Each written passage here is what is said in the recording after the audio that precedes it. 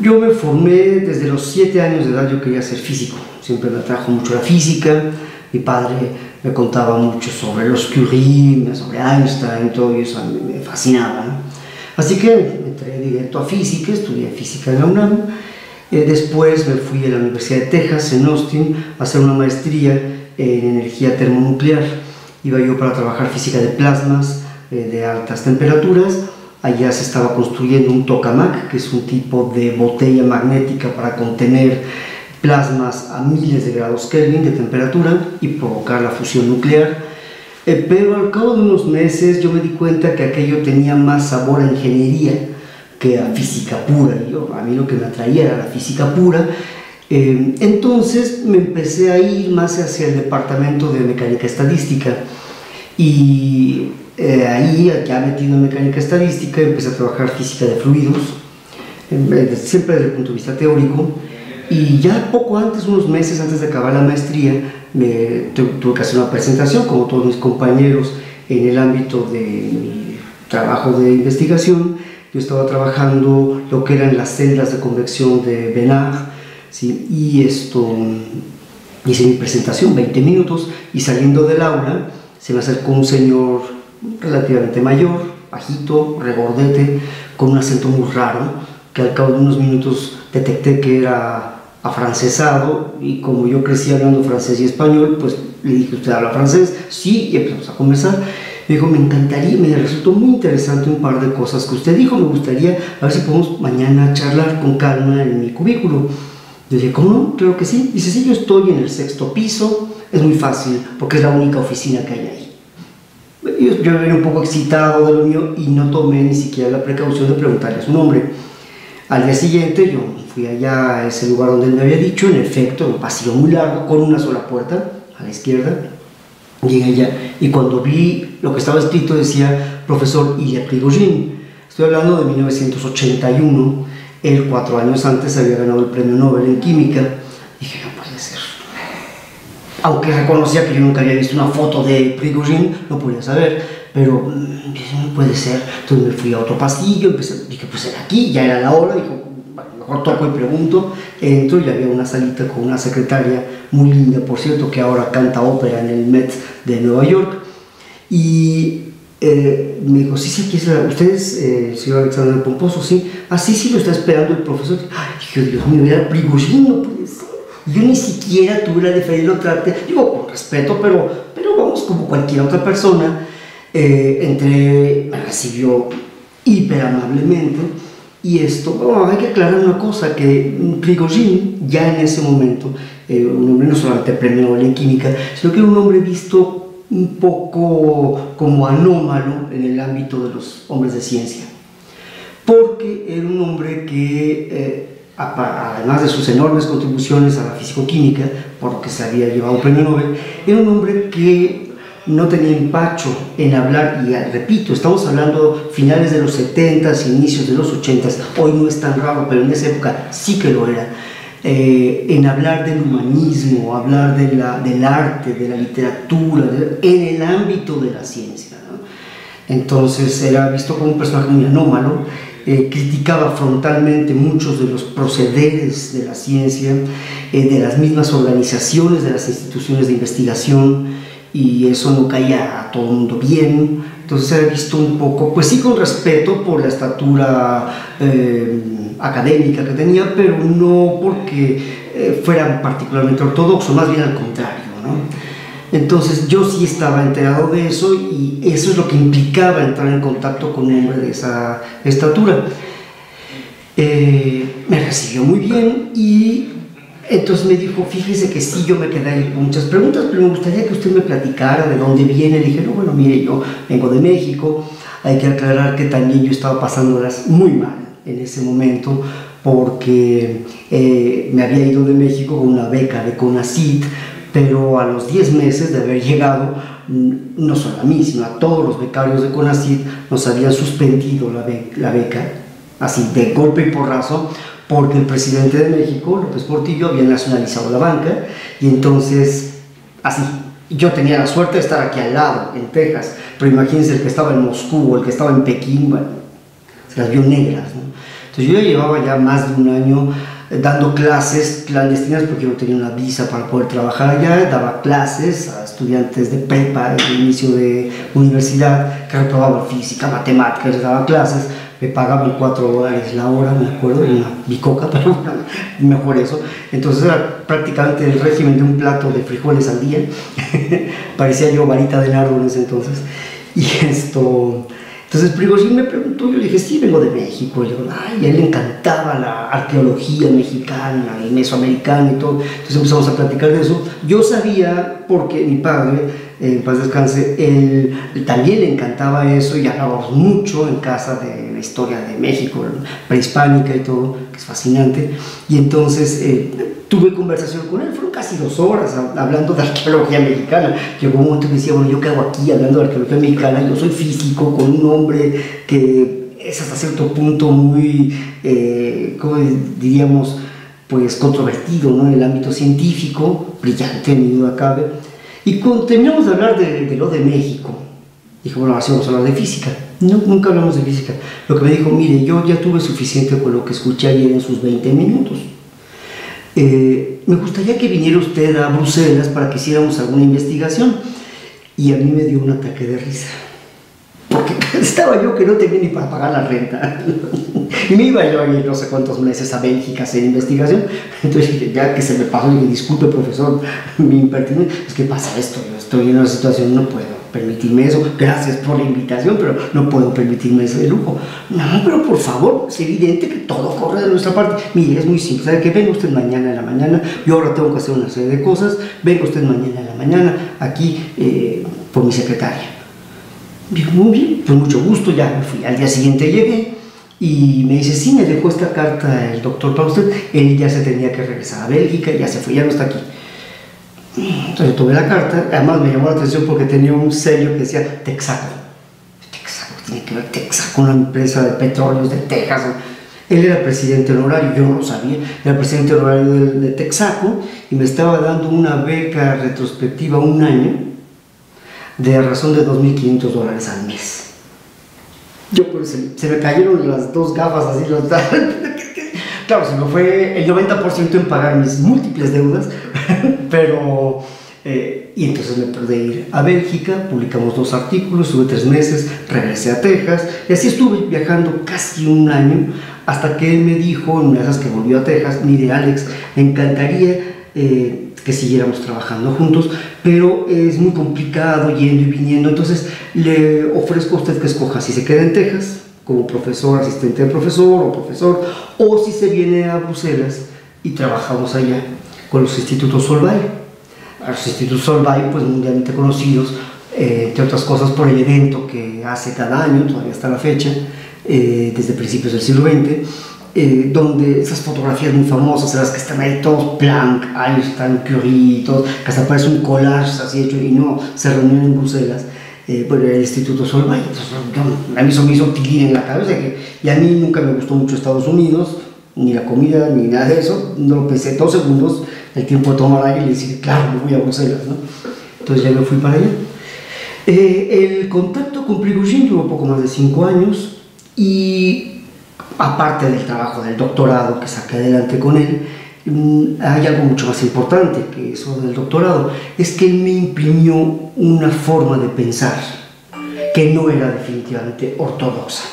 Y me estoy refiriendo a esta, como dijéramos, nueva perspectiva. Yo antes de trabajar con el profesor Prigozhin era de la idea de que pues, la física era la ciencia por antonomasia, que todo se podía explicar por medio de la física y que los que se dedicaban a las humanidades pues eran personas que no teniendo facilidad para las matemáticas pues tenían que hacer algo con sus vidas, se dedicaban a la verborrea.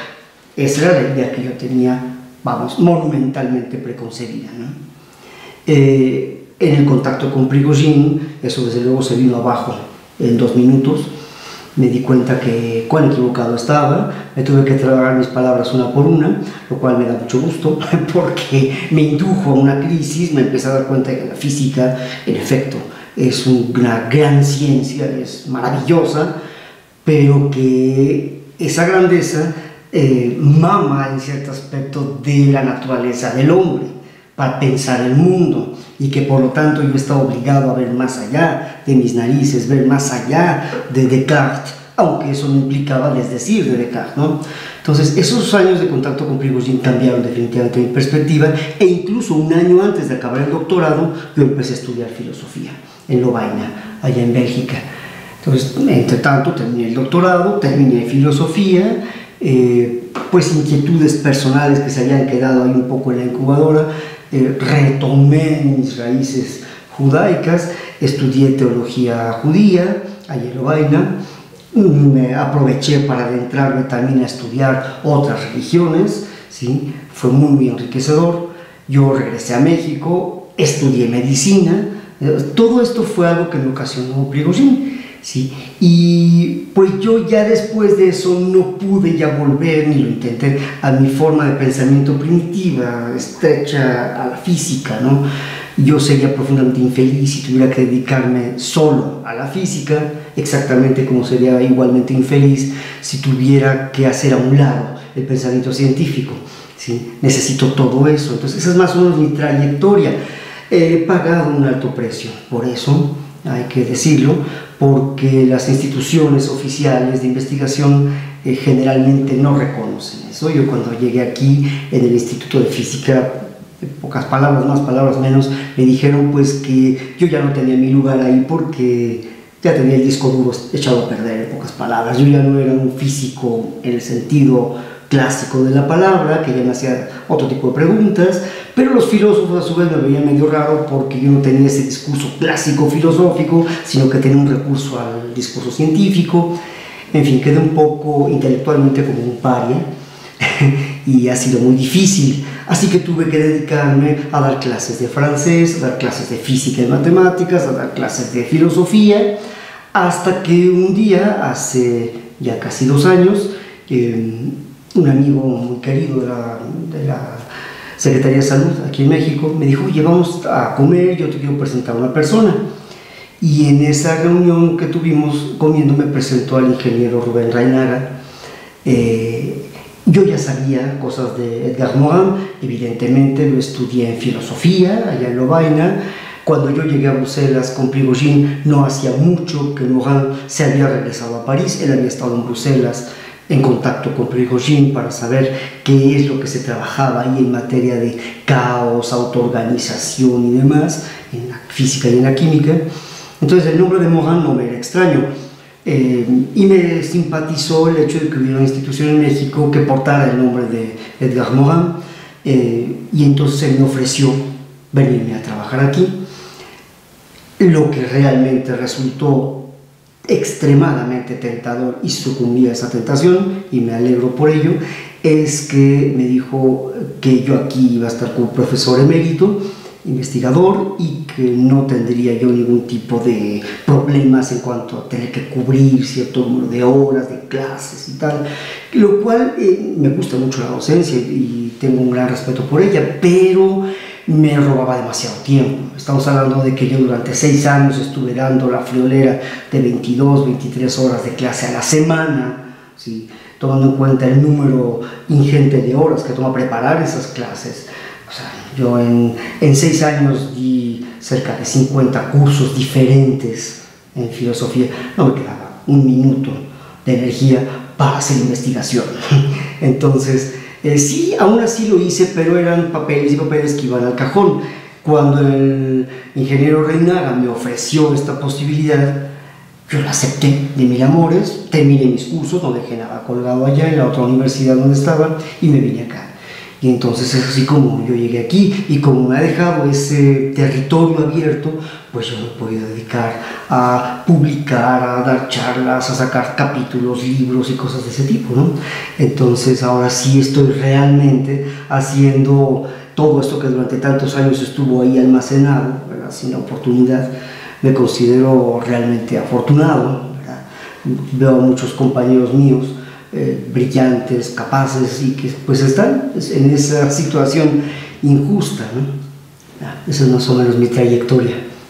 Doctor, entonces, sin querer queriendo, ¿verdad? Sí. Usted se fue adentrando al pensamiento complejo.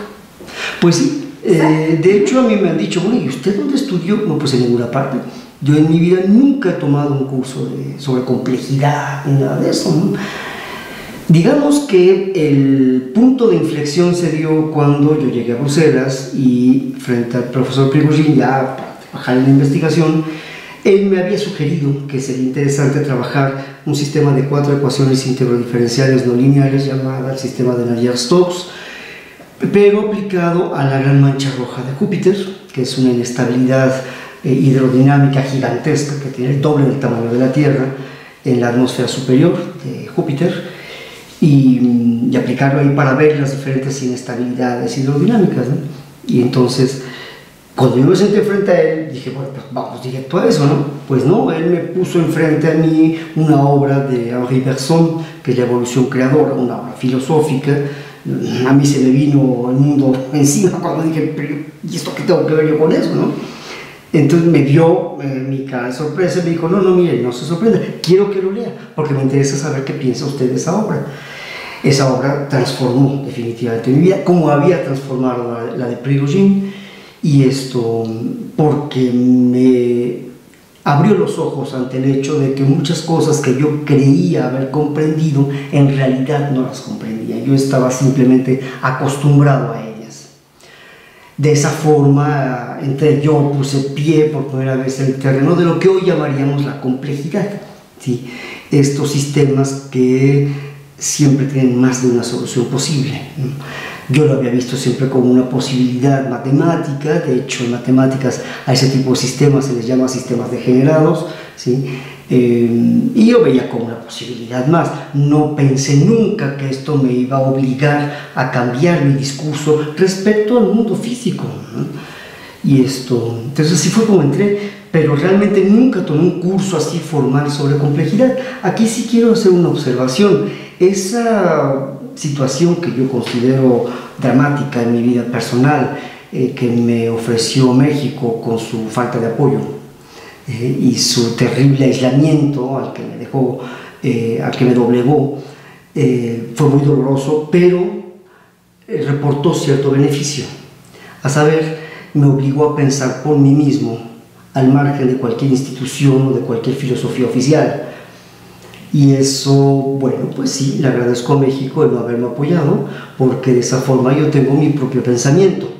Claro, fue muy doloroso, porque me hizo pasar hambre, ¿sí?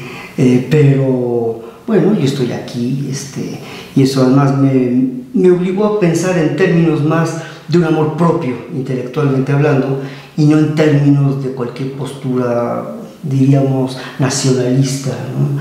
Los nacionalismos siempre me han disgustado bastante, ¿sí?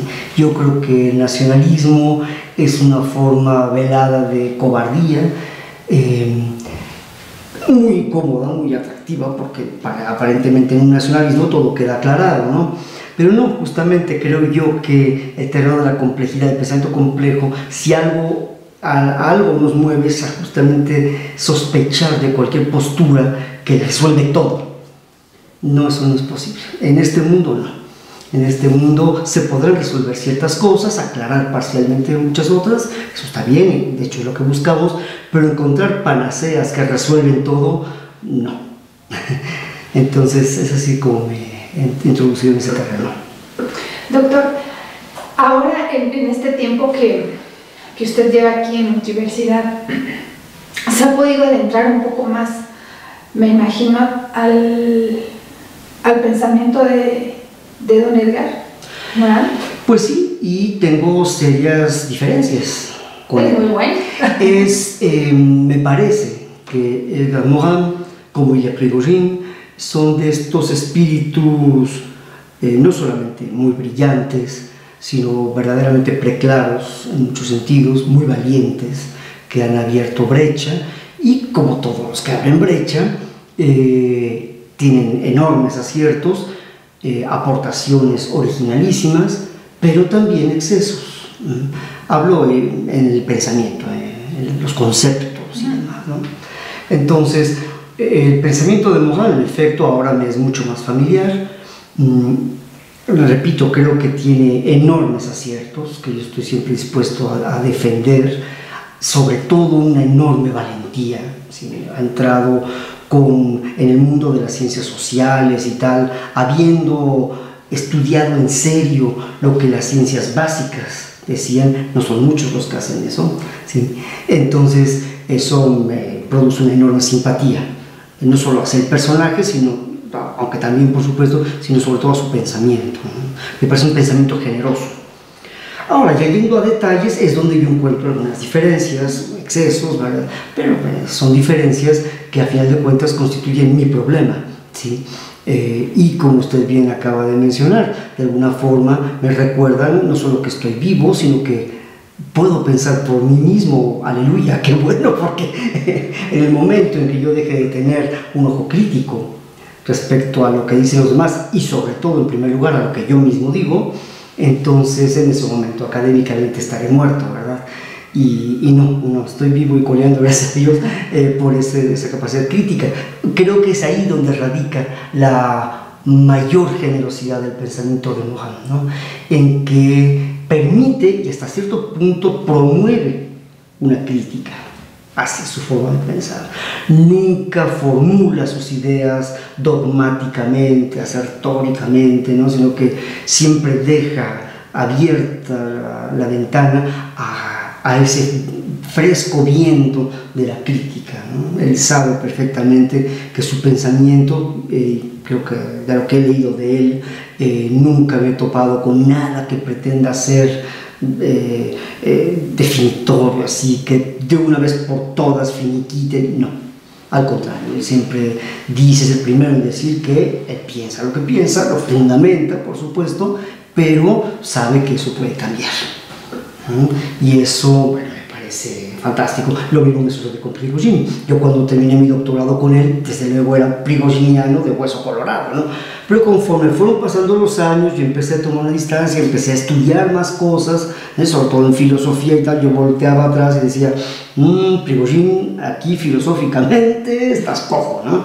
Bueno, así. Seguramente yo en mis escritos, de hecho ya me he topado con algunas personas que me han señalado excesos que yo he cometido.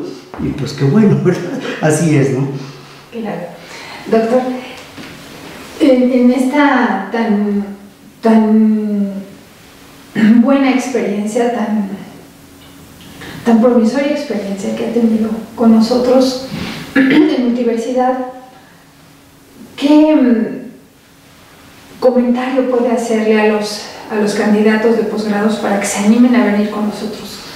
¿Qué grandes diferencias pueden encontrar? ¿Qué horizontes pueden descubrir? No recuerdo su nombre, un explorador inglés que hacía largas travesías en balsas a través del Atlántico, del Pacífico y todo, ¿no? Arriesgando su vida y tal, ¿no? E hizo exploraciones que no solamente eran logros deportivos, sino que buscaban ver qué posibles migraciones pudieron haberse dado, ¿no? Es decir, él rechazaba la idea, por ejemplo, de que el hombre de América hubiera venido solo de la región de Mongolia, ¿no? Sino que podían haber llegado otras migraciones polinesias, incluso egipcias, hacia América, ¿no? en la antigüedad. Y tratando de explorar esa posibilidad, él se lanzaba en balsas construidas y atravesar, ¿no? Y en una ocasión ya mayor, puso un letrero. Tenía una expedición proyectada para atravesar el Atlántico, pero en diagonal, creo que salían desde Inglaterra, si no mal recuerdo, y pensaban llegar hasta la Patagonia, o sea, un trayecto gigantesco de muchos miles de kilómetros.